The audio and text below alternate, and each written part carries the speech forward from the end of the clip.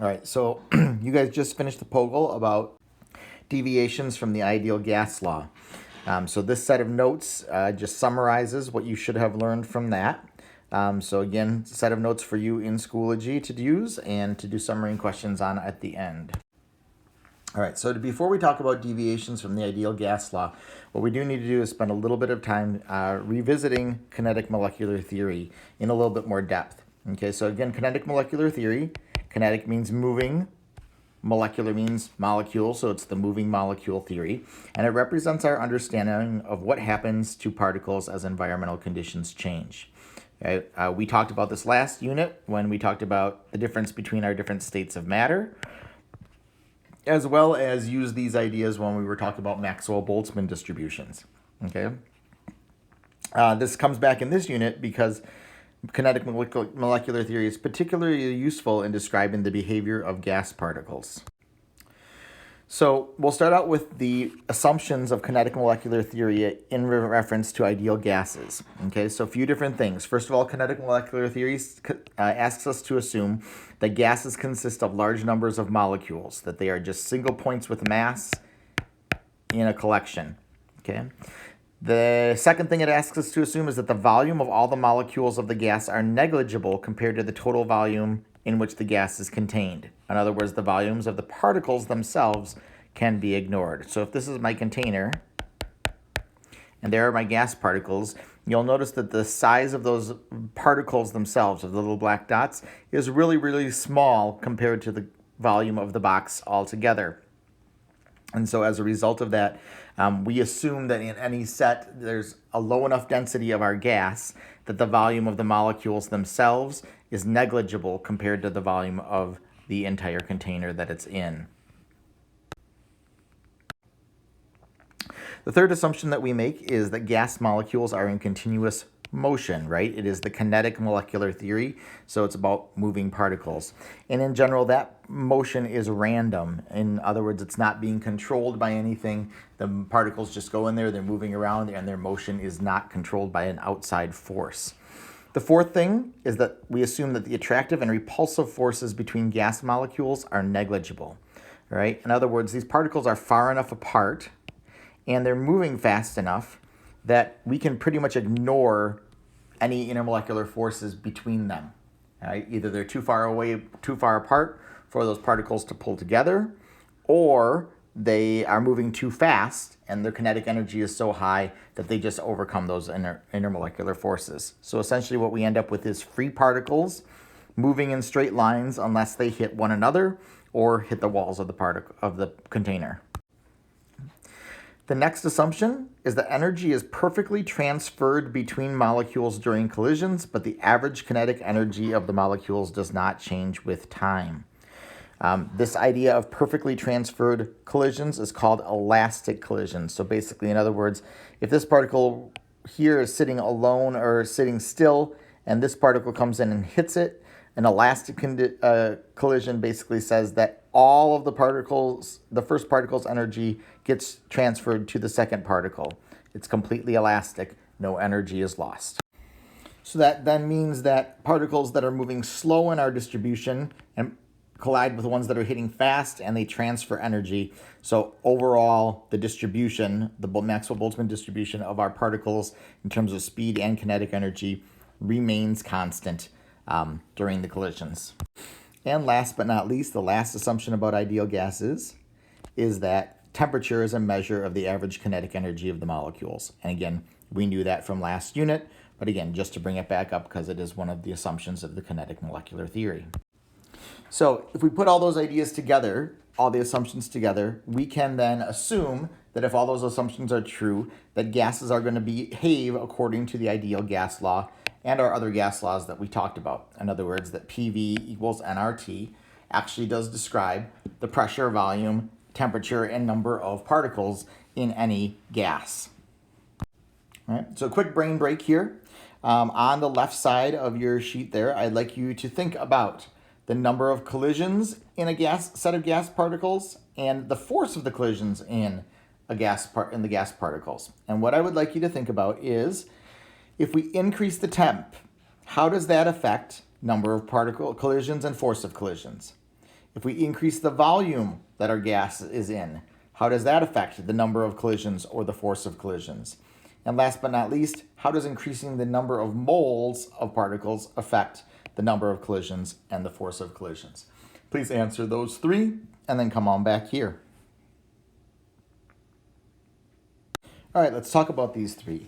So hopefully you recognize that if I increase the temperature, this is going to make my particles move faster, right? And if they move faster, this is going to both increase the number of collisions as well as make them collide harder. So both of those are going to be affected there, okay? In terms of increasing the volume, okay, if I give them more space, what is that going to do? Well, increasing the space is definitely going to take the number of collisions, and if there's more space, it's like putting fewer cars on the highway. You're going to have less collisions, so there's going to be fewer collisions. However, those particles are in general still going to be moving the same speed, so there's no effect on force. Okay. And last but not least, what about increasing the number of moles? Okay, so putting more particles into the container. Well, putting more particles in the container, that is going to increase the number of collisions. But again, we're not changing anything about their speed or how hard they're hitting, so force is not affected. So the takeaway here is that we can change the pressure, because pressure comes by because of collisions, both by changing the number of collisions and the force, and temperature affects both of those things, but changing volume or N only change the number of collisions, not the force of collisions. All right, so if a gas met all of the assumptions we were talking about previously, we would call it an ideal gas. But real gases that exist in the world are not ideal. They have aspects to them that can make them not meet all of those assumptions. Okay. In general, when we're dealing at human temperatures and earthly pressures that we typically deal with, the real ideal gases do describe, or ideal gas law does describe, most kinds of gases that we're dealing with. So it's pretty valid to still deal with the ideal gas law, which we saw in our lab, right? We came out with numbers that were very, very close to what we would have expected, and so therefore we can deal with that. Okay, but real gases do deviate from ideal gases in two ways. First of all, real gas particles do have some small volume, right? We assume in an ideal gas situation in that kinetic molecular theory that the volume of the particles of a gas themselves is negligible compared to the container. But real gases do actually take up a little bit of space. Okay, so in terms of when we talk about real gases, we need to recognize that volume of the gas that we think about is actually a little bit less than what we would normally think. The second way that real gases deviate from ideal gases is that there are some attractive and repulsive forces between them. They do have IMFs. And so when they collide, there is a little bit of interaction that happens as a result of that. At human level, on human pressures, really doesn't make a whole lot of difference. They're moving fast enough, they're far enough apart that we really don't need to worry about those IMFs because they don't make much of a difference at all, not enough for us to notice, but they are still there. Real gases have some attractive and repulsive forces between them. All right, so what's that do? Well, that changes our collisions, okay, because they're going to be attracted to each other a little bit, so they're going to pull those particles a little bit, so the collisions with walls will be a little bit less. And the other thing is they're not going to move in straight lines, right? Because if they come close to each other and there's a little bit of an attraction force, that will cause some curved paths, okay? So ever so slightly, not much different, not much change at human temperatures and human pressures. Okay? However, if we make the conditions much more extreme, those assumptions made in the ideal gas law, kinetic molecular theory, begin to break down, okay? And when do they break down? Well, they break down when you have a large particle volume relative to the container volume, okay? So that means in general, you end up with an increased volume of particles relative to how big the container volume is. And so again, as I kind of showed you in that previous slide, that means that the free volume in the container is actually less than under ideal assumptions. Okay. When does this happen? When can we have a situation where there's large particle volume relative to container volume? Well, this does happen at high pressures. Okay. If I go ahead and I create a lot of pressure in my container, that actually means that my particles are pretty close to one another and they're taking up a lot of the space that that is inside the container relative to the volume of the container altogether. Okay. Likewise, if you have smaller container volumes, same deal, right? Particles close together, they're going to create an increased volume of particles relative to container volume. And the last one is if your particles themselves are pretty big, right? If the particles are bigger, like they are over here, they're going to take up more of that container. All right?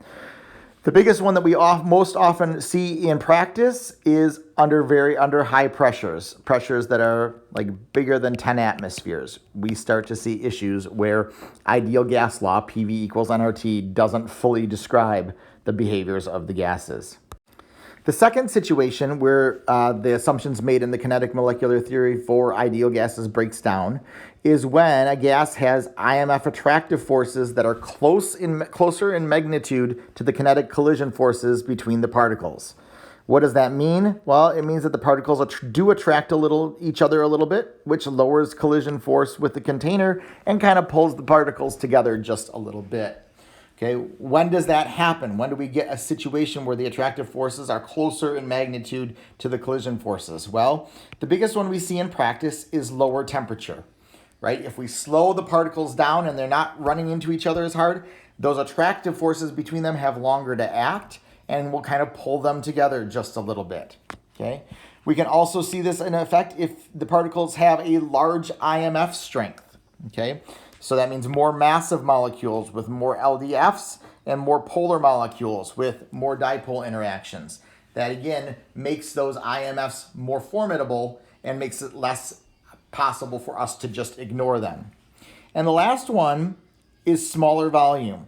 Because if we put smaller volume, that means we're putting our particles closer together again.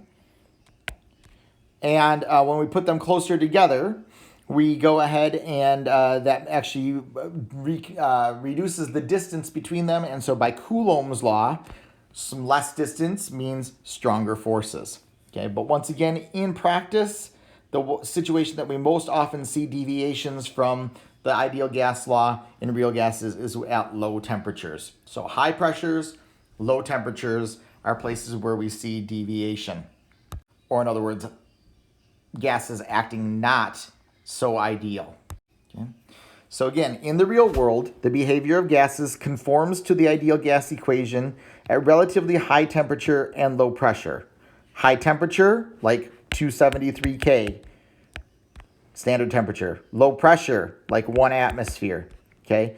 In those situations, you do end up with a situation where the pressure volume, PV over RT, follows the ideal gas law pretty well. Okay, but as soon as you start increasing the pressures dramatically, you get deviation. You get gases that behave in ways that are very far off of the ideal gas behaviors that you would expect. So how do we deal with that mathematically? Okay, well, the ideal gas law equation can be adjusted to take those deviations into account. That corrected equation is called the van der Waals equation. So you will notice that ideal gas law is still in there. P equals nRT over V. However, we've added in a couple correction factors. Okay, one of them is this minus NB down here. Okay, so this is the section or the part of the equation that corrects for the volume of the molecules, where N is the number of moles of molecules, and B is a constant having to do with what the chemical is. And since we're talking about correcting for volume, that's going to be mostly dealing with the size of the particles themselves. Okay. The second part of our correction is this factor over here, N2A over V2. So this again, V squared. So this again is the number of moles over the volume. And the A is another constant. So this section corrects for the molecular attraction. So basically our A section here is a constant that has to do with how strong are your IMFs. Okay, how strong are your IMFs?